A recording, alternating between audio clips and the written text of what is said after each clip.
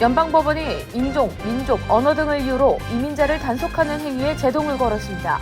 법원 심리가 진행되는 동안 트럼프 행정부의 이민 단속의 규모가 제한될 전망입니다. 성공회 사제의 자녀이자 합법 신분으로 체류해온 20대 한인 여대생이 뉴욕 이민법원에 출석했다가 연방이민세관 단속국 요원들에 의해 기습 체포돼 구금됐습니다. 도널드 트럼프 2기 행정부의 관세 전쟁으로 미국의 평균 유효 관세율이 91년 만에 최고치로 나타났습니다. 도널드 트럼프 대통령이 관세 수입 일부를 미국인들에게 배당금 형식으로 분배하겠다는 계획을 밝혔습니다. 트럼프 행정부가 비자 만료일을 초과해 체류하는 방문객을 단속하기 위해 일부 관광 상용 비자에 최대 2천만 원이 넘는 상당의 보증금을 부과할 수 있다고 밝혔습니다. 텍사스주 의회 민주당 의원들이 공화당에 유리한 선거구 획정 표결을 저지하기 위해 줄줄이 텍사스주를 떠나 민주당이 강세인 다른 지역으로 탈주하는 사태가 벌어졌습니다.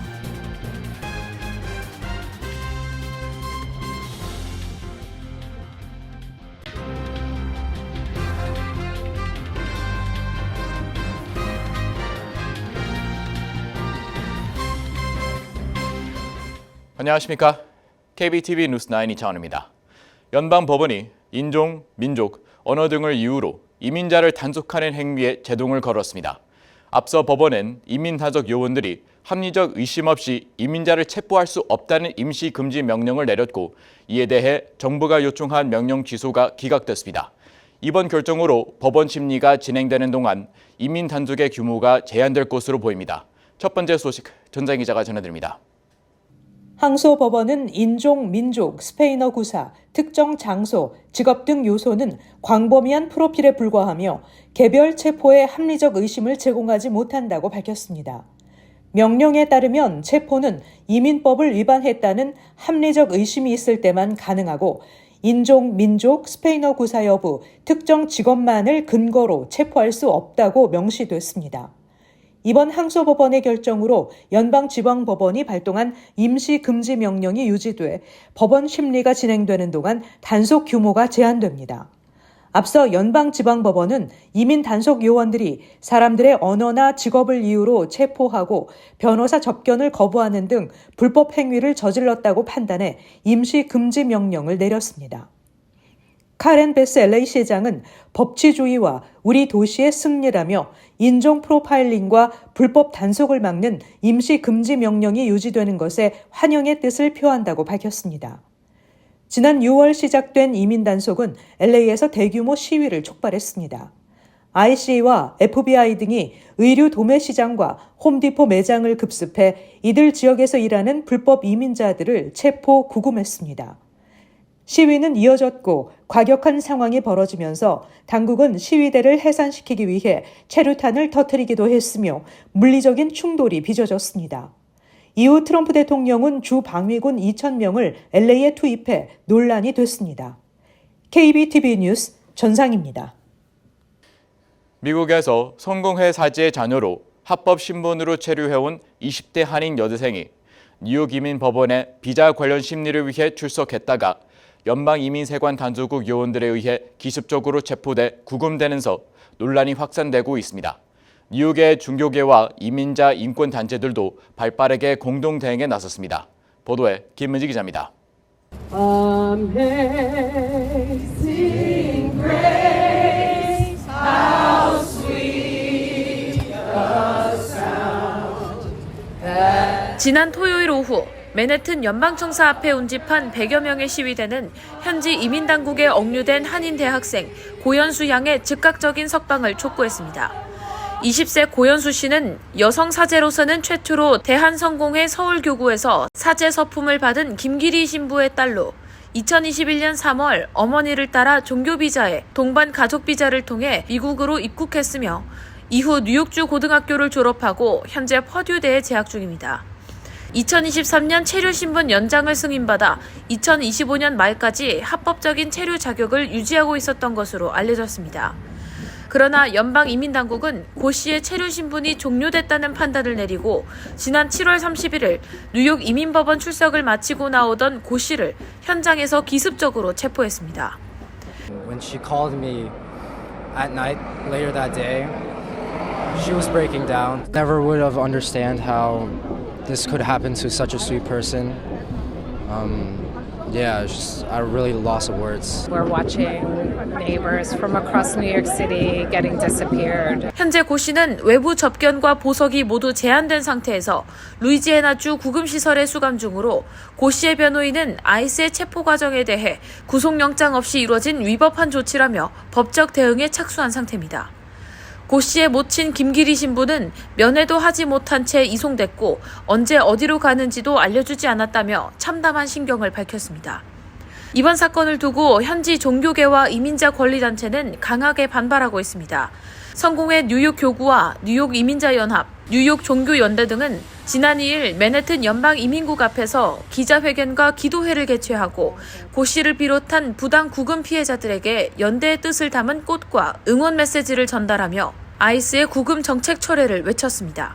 Showing up, following the rules to the letter of the law. And what is this telling people?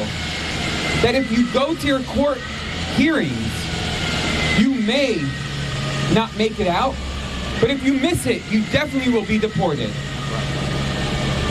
This is not a system of justice. This is a system of injustice. Which, as we all know, is not actually a facility that has showers or beds or hot food. And so the detentions here are not only illegal, but they're immoral. 대한성공회는 오늘 발표한 성명에서 현재까지 가족 면회와 변호사 상담이 제한된 상태에 있다는 점에 대해 심각한 우려를 표한다며 고현수 양이 학업과 법적 절차를 자유롭게 이어갈 수 있도록 즉시 석방할 것을 요청한다고 밝혔습니다. 이 단체는 고 씨의 체류 자격을 미국 측이 적법 절차와 인권 원칙에 따라 공정하고 투명하게 재검토해야 한다며 이민 정책이 개인의 존엄성과 한미 양국이 공유하는 가치에 부합하도록 집행돼야 한다고 당부했습니다.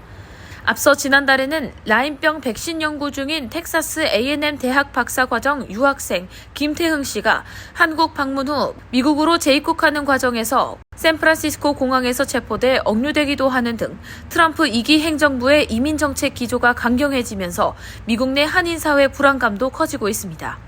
외교부는 고 씨 및 김 씨 사건과 관련해 해당 사건을 인지한 직후부터 필요한 영사 조력을 제공하고 있다며 이들 사건과 관련해 미국 측과 필요한 소통을 하고 있다는 입장을 밝혔습니다. KBTV 뉴스 김은지입니다. 도널드 트럼프 2기 행정부의 관세 전쟁으로 미국의 평균 유효 관세율이 올해 초 2.5%에서 단 7개월 만에 18.3%로 오르게 됐습니다. 91년 만에 최고치로 나타났는데요. 이는 가구당 수입이 $2,400 감소하는 것과 같은 효과라는 지적입니다. 전장 기자가 전해드립니다. 8월 7일부터 적용될 예정인 교육 상대국별 상호관세가 부과될 경우 단기적으로 미국의 물가 수준이 1.8% 상승하는 영향이 예상된다고 예일대 예산연구실이 분석했습니다. 이는 가구당 수입이 2025년 달러 가치 기준으로 $2,400 감소하는 것과 같은 효과입니다. 특히 의류와 직물 부분에서 물가 상승폭이 클 전망입니다. AP통신이 인용한 미국의 관련 업계 단체 통계에 따르면 미국에서 판매되는 의류와 신발 중 97%가 수입품이며 중국을 필두로 베트남, 인도네시아, 인도 등이 이 품목의 주요 대미 수출국입니다. 관세 부과의 효과를 따지면 소비자들이 지불해야 할 신발과 의류 가격이 단기적으로는 각각 40%, 38% 오를 것으로 전망되며 장기적으로도 각각 19%와 17% 높아진 상태로 유지될 전망이라고 예일대 예산연구실이 밝혔습니다. 올 들어 이루어진 관세 부과 조치가 실질 국내 총생산 GDP 성장률에 미치는 영향은 올해와 내년 각각 0.5%포인트 감소에 이어 그 후로도 지속적으로 매년 0.4%포인트 감소를 유발할 전망입니다. 이는 지난해 달러 가치 기준으로 연간 1,200억 달러만큼 GDP가 감소하는 것입니다. AP통신의 지적에 따르면 트럼프 대통령은 관세가 마치 외국에 부과하는 세금인 것처럼 묘사하고 있지만 실제로는 미국 내 수입업체들이 관세를 내는 것이며 이들은 이에 따른 영향을 가격을 올리는 방식으로 소비자들에게 전가하게 된다는 것입니다. 월마트, 프록터 앤 갬블, 포드, 베스트바이, 아디다스, 나이키, 마텔, 스탠리 블랙 앤 데커 등이 모두 트럼프의 관세 부과 조치 탓에 가격을 인상했습니다. 뉴욕 법학전문대학원 국제법센터의 메리 애플턴 공동소장은 수입관세는 소비세의 일종이기 때문에 소득이 낮은 사람들에게 영향이 더 클 것이라고 밝혔습니다. KBTV 뉴스 전상입니다. 2,000원 관세 정책이 저소득 가구에 더 큰 타격을 주고 있다는 분석이 나오고 있는 가운데 도널드 트럼프 대통령은 전 세계 각국을 상대로 부과한 관세 수입 일부를 미국인들에게 배당금 형식으로 분배하겠다는 계획을 밝혔습니다. 계속해서 전상 기자가 전해드립니다. 재무부에 따르면 지난 6월 미국의 관세 수입은 총액 기준으로 272억 달러에 이른다고 합니다. 이는 지난해 같은 기간보다 4배 가까이 증가한 수치입니다. 올 들어 관세 수입이 1,500달러에 달할 것이라는 전망도 제기됩니다. 이런 가운데 트럼프 대통령은 기자들에게 배당금 지급이나 분배가 있을 수 있다며 특히 중산층과 저소득층에게 배당금을 지급할 수 있다고 밝혔습니다. 연방 상원에서 일부 공화당 의원들은 관세 수입을 국민들에게 나눠주자는 법안을 발의했습니다. 조시 홀리 상원 의원이 제출한 법안은 미국인들에게 1인당 최소 600달러를 지급하자는 내용이 담겼습니다. 일부 상원 의원들은 트럼프가 관세로 얻은 수익으로 국가 채무를 갚자고 제안합니다. 재무부에 따르면 미국의 국가 부채는 지난 5월 15일 기준 약 36조 2,200억 달러입니다. 이는 미국이라는 국가가 설립된 이후 연방정부에 누적된 부채의 원금과 이자의 총액입니다. 한편 파이낸셜 타임즈에 따르면 저소득층이 고소득층보다 더 가파른 임금 상승 둔화를 겪는 것으로 나타났습니다. 애틀란타 연방준비은행 자료에 따르면 주당 806달러 미만을 받는 하위 25% 노동자의 임금 상승률이 지난 6월 기준 연 3.7%로 둔화됐습니다. 이는 팬데믹 이후 인력난이 심각했던 2022년 말 7.5%에서 크게 떨어진 것입니다. 고용 상황도 좋지 않습니다. 노동부는 7월 비농업 일자리가 전월 대비 7만 3천 명 증가했다고 발표했습니다. 이는 전문가 전망치 10만 명을 크게 밑도는 수치입니다. KBTV 뉴스 전상입니다. 트럼프 행정부가 비자 만료일을 초과해 체류하는 방문객을 단속하기 위해 일부 관광 상용 비자에 최대 1만 5천 달러, 환화로 2천만 원이 넘는 상당의 보증금을 부과할 수 있다고 밝혔습니다. 보도에 김민지 기자입니다. 로이터 통신에 따르면 새로운 시범 비자 프로그램은 미국 영사관 직원들에게 비자 만료일 초과율이 높은 국가 출신의 방문객에게 보증금을 부과할 수 있는 재량권을 부여하도록 했습니다. 또 심사나 조사 정보가 불충분하다고 판단되는 국가에서 온 방문객에게도 보증금이 부과될 수 있도록 규정했습니다. 여기에는 상용 비자와 관광 비자가 해당한다고 블룸버그 통신이 보도했습니다. 이번 시범 비자 프로그램은 오는 20일부터 시행되며 약 1년간 지속될 예정입니다. 트럼프 대통령은 첫 번째 임기 때인 2020년 11월에도 유사한 시범 비자 프로그램을 운영했었습니다. 다만 당시 코로나19 팬데믹으로 인해 세계 여행 인구가 감소하면서 전면 시행하지 못했다고 로이터는 전했습니다. 트럼프 대통령은 두 번째 임기에서도 불법 이민 단속을 임기 중 가장 중요한 정책으로 삼아 국경 보안을 강화하고 미국 내 불법 체류자 체포에 공을 들이고 있습니다. 지난 6월에는 국가안보를 들어 12개국 국민의 미국 입국을 금지하는 여행 금지령을 발표한 바 있습니다. KBTV 뉴스 김은지입니다. 텍사스주 주의회 소속 민주당 의원들이 공화당에 유리한 선거구 확정 표결을 저지하기 위해 줄줄이 텍사스주를 떠나 민주당이 강세인 다른 지역으로 이동했습니다. 좀처럼 보기 힘든 광경인데요. 표결을 무산시키려는 주 의원 50여 명의 집단 행동에 텍사스주 정부는 강한 불만을 터뜨렸습니다. 김은지 기자가 전해드립니다. 로이터, 블룸버그 통신에 따르면 어제 텍사스주 민주당 의원들은 도널드 트럼프 대통령이 추진하는 선거구 재조정을 막고자 민주당이 강세인 일리노이주 시카고나 매사추세츠주 보스턴, 뉴욕주 등지로 향했습니다. 민주당 의원들이 주를 이탈하면 공화당이 다수당인 텍사스주 의회는 선거구 재획정 표결에 필요한 최소 정족수를 충족하지 못하게 됩니다. 이번 표결에 붙이는 새로운 텍사스 선거구 획정안에는 공화당 득표를 더 유리하게 만드는 방향으로 5개 선거구 구역을 조정하는 내용이 담겼습니다. 민주당 지지자가 많은 지역을 합쳐 민주당 의석을 줄이고 공화당 지지자가 많은 농촌 지역을 민주당 강세 선거구에서 떼어내는 방식입니다. 통상 텍사스는 인구조사 결과에 따라 10년마다 선거구를 재조정하는데 최근 선거구 지도는 2021년에 새로 작성됐고 이 지도 역시 공화당에 유리하다는 논란에 소송이 제기된 바 있습니다. 이례적인 시기에 추진하는 텍사스의 이번 선거구 재획정은 트럼프 대통령이 2026년 중간선거에서 공화당의 영향력을 강화하려는 수단으로 삼고 있다는 주장이 나와 논란이 되고 있으며 미국 전역에서 주목을 받고 있습니다. 또 앞서 트럼프 대통령이 내년 중간선거를 앞두고 텍사스에서 연방하원 5석을 더 얻을 수 있게 선거구를 조정하도록 주의회 공화당 의원들에게 요구했다는 보도가 나와 게리맨더링 논란에 불을 지폈습니다. 텍사스 하원에서 민주당 원내대표를 맡은 진우 의원은 성명에서 우리는 책임을 회피하려는 것이 아니라 유권자 목소리를 외면하는 조작된 시스템에 맞서기 위해 텍사스를 떠나는 것이라고 밝혔습니다. 미 상원 공화당 경선 출마를 준비 중인 켄 팩스턴 텍사스주 법무장관은 선거구 획정을 막기 위해 주를 떠나는 민주당 의원들을 체포하라고 촉구했습니다. 텍사스를 떠난 민주당 소속 의원들은 공화당 소속인 그레그 에벗 주지사가 이번 투표를 위해 소집한 특별 입법회기가 끝날 때까지 2주 동안 자리를 비울 계획이라고 예고한 상태입니다. 한편 2021년에도 민주당 소속 텍사스주 의원들은 공화당의 선거법 개정을 저지하기 위해 집단 탈주를 감행한 전력이 있습니다. 이에 공화당은 2023년 민주당 의원들의 집단 탈주를 방지하기 위해서 하루 $500의 벌금을 부과하고 강제 소환할 수 있도록 하원 규칙을 개정했습니다.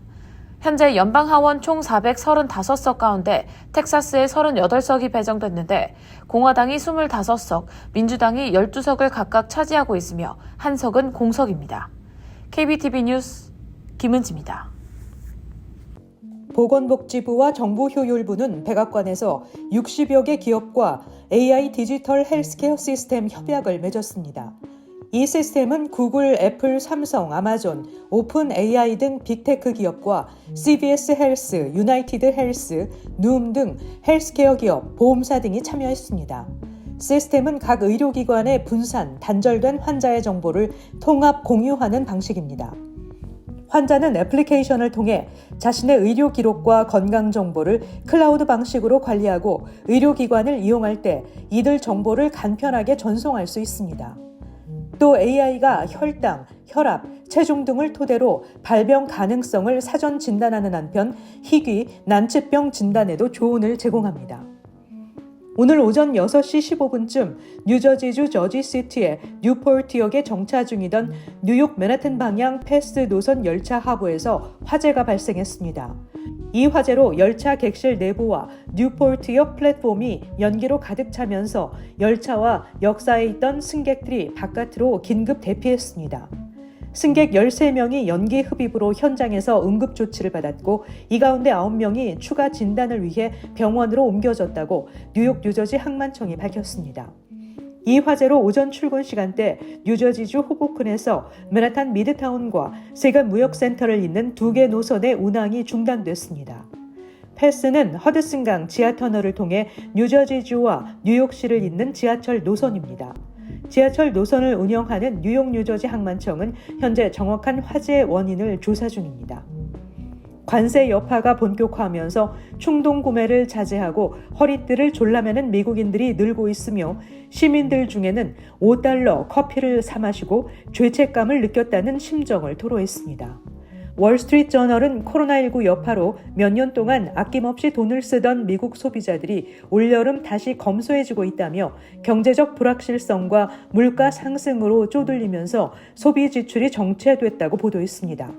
매체는 올 상반기 소비 지출 정체가 나타났다며 물가 상승과 고용 전망, 개인 주머니 사정을 우려한 소비자들이 불필요한 지출을 줄이고 있다고 분석했습니다.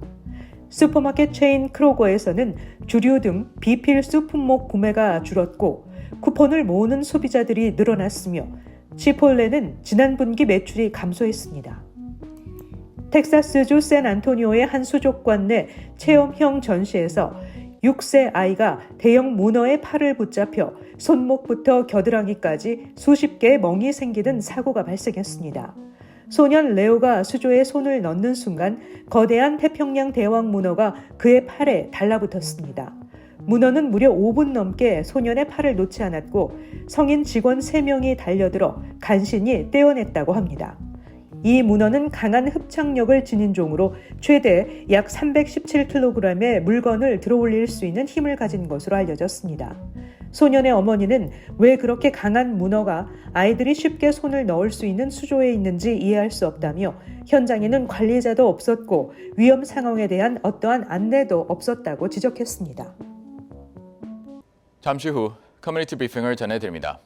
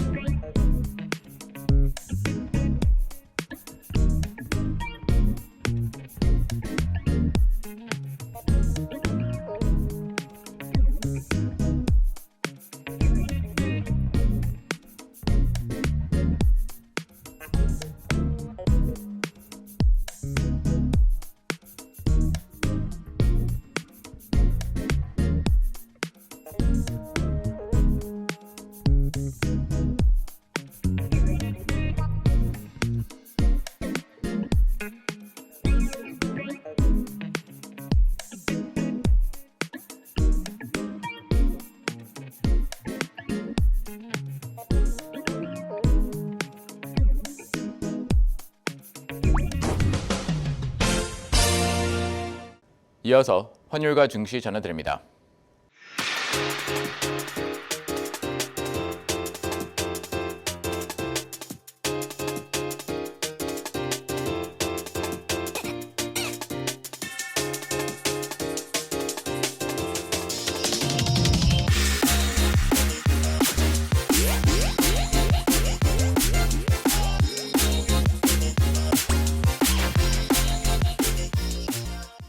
잠시 후 뉴욕과 뉴저지 날씨 전해드립니다.